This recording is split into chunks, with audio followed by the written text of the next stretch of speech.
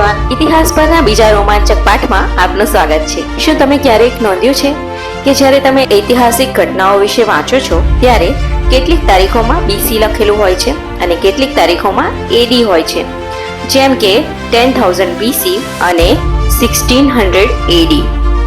આ એડી અને બીસી નો અર્થ શું છે, આપણે તેનો ઉપયોગ શા માટે કરીએ છીએ, તેમજ વર્ષ 1 એડી એટલે કે ઈસવીસન 1 ના પહેલા કયું વર્ષ હતું અને સૌથી મોટો પ્રશ્ન યર 0 શું છે। આ દરેક સવાલના જવાબ માટે વિડીયોને અંત સુધી જરૂર જોશો। તો ચાલો સૌથી પહેલા જાણીએ બીસી અને એડી વચ્ચેનો તફાવત। આ બે લેબલ ઇતિહાસને બે મોટા વિભાગોમાં વિભાજિત કરે છે। એક બાજુ એ બધું છે જે ચોક્કસ ક્ષણ પહેલા બન્યું હતું અને બીજી બાજુ એ બધું છે કે જે પછી બન્યું હતું, અને આ ચોક્કસ ક્ષણ છે ઈસુ ખ્રિસ્તનો જન્મ। બીસી અને એડી નો ઉપયોગ સમગ્ર વિશ્વના લોકો દ્વારા કરવામાં આવે છે, ભલે તેઓ કોઈ પણ ધર્મ અથવા સંસ્કૃતિને અનુસરતા હોય। તો ચાલો બીસી થી શરૂઆત કરીએ। બીસી નો અર્થ છે બિફોર ક્રાઇસ્ટ અને તે ઈસુ ખ્રિસ્તના જન્મ પહેલાના સમયનો ઉલ્લેખ કરે છે। તે ક્ષણના ઘણા સમય પહેલા બનેલી તમામ ઘટનાઓને ચિહ્નિત કરવા માટે વપરાય છે। બીસી ને ગુજરાતીમાં ઈસવીસન પૂર્વે કહેવામાં આવે છે। કલ્પના કરો કે તમે પ્રાચીન ઇજિપ્તમાં છો, જ્યાં મહાન પિરામિડ બાંધવામાં આવ્યા હતા। પિરામિડ 2500 બીસી ની આસપાસ બાંધવામાં આવ્યા હતા, જેનો અર્થ એ છે કે આ ઈસુ ખ્રિસ્તના જન્મના 2000 વર્ષ પહેલાનો સમય હતો। હવે કંઈક રસપ્રદ છે, બીસીમાં સંખ્યાઓ ઉતરતા ક્રમમાં હોય છે, તેથી જ્યારે આપણે કહીએ કે 500 બીસીમાં કોઈ ઘટના બની, તે ખરેખર 1000 બીસીમાં બનેલી ઘટના પછી ઘટિત થઈ હતી। આમ સંખ્યા જેટલી મોટી હશે તેટલી વધુ જૂની ઘટના હશે। હવે આપણે સમયરેખાની બીજી બાજુએ આગળ વધીએ।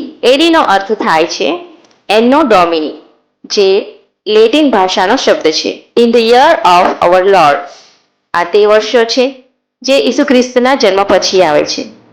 તે બીસી કરતા થોડું અલગ છે, કારણ કે એડીમાં આપણે સામાન્ય રીતે સમયની ગણતરી કરીએ છીએ તે રીતે સંખ્યાઓ આગળ વધે છે, એટલે કે ચડતા ક્રમમાં સંખ્યાઓ આગળ વધે છે, અને ગુજરાતીમાં તેને ઈસવીસન કહેવામાં આવે છે। ચાલો કહીએ કે તમારો જન્મ એડી 2024 કે ઈસવીસન 2024માં થયો હતો।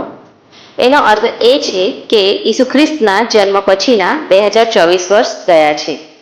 આપણે જે રીતે નિયમિત કેલેન્ડર પર વર્ષોની ગણતરી કરીએ છીએ એવી જ રીતે આપણે એડી ગણીએ છીએ। શું તમે ક્યારેક બીસીઈ અને સીઈ શબ્દો જોયા છે?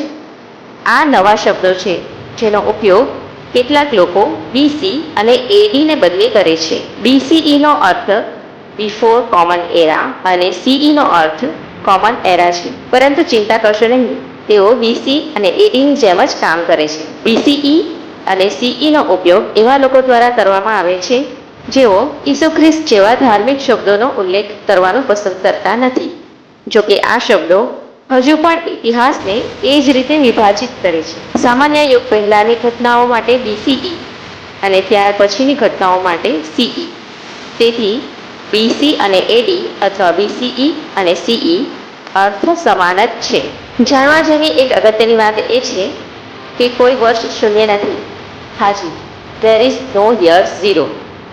એક એડી કે ઈસવીસન 1 એ વર્ષ છે જે ઈસુ ખ્રિસ્તના અંદાજિત જન્મને અનુરૂપ છે, અને એક એડી પહેલાનું વર્ષ એક બીસી છે।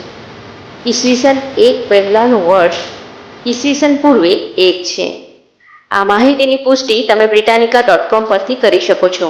ઇતિહાસની આ સફરમાં અમારી સાથે જોડાવા બદલ આભાર। જો તમને આ વિડીયો પસંદ આવ્યો હોય તો વિડીયોને લાઈક કરવાનું ભૂલશો નહીં અને તમારા મિત્રો સાથે શેર કરશો, અને આવા વધુ વિડીયો માટે અમારી ચેનલને સબસ્ક્રાઇબ કરો। Thanks for watching.